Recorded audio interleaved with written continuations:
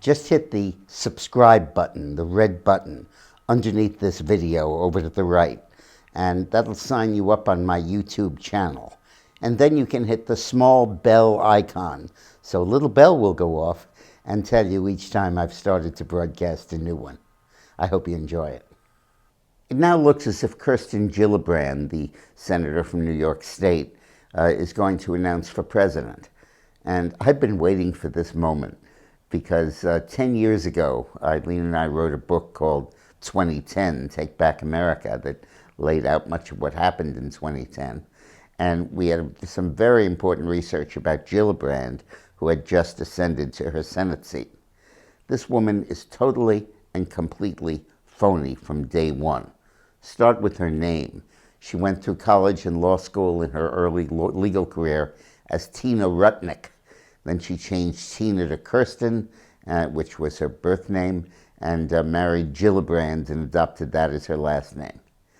She says that out of law school, she worked mainly on poverty law, helping poor people, and public service.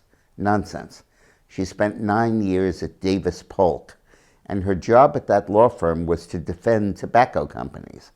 In fact, it was even worse than that. The tobacco company executives had under oath before Congress denied that they knew that smoking caused cancer.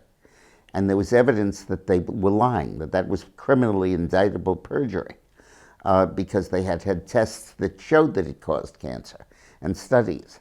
And those were conducted in Germany, where there was no Freedom of Information Act.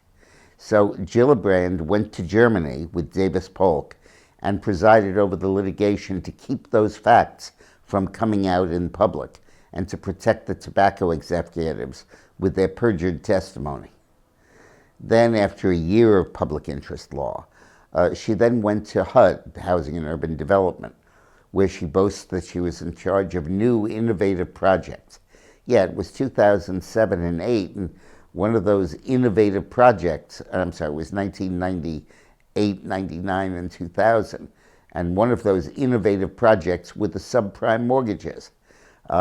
Clinton wanted, and Cuomo, who was Secretary of HUD, wanted to expand home ownership among poor people. So they got Fannie Mae and Freddie Mac to loosen their standards and to give mortgage insurance and mortgages themselves to people who normally couldn't afford them, and in fact couldn't afford them. Then they couldn't pay them, they went broke, and it caused the entire subprime mortgage crisis. And she was deeply involved in causing that crisis. She was the administrator who oversaw the expansion of the mortgage lending policies.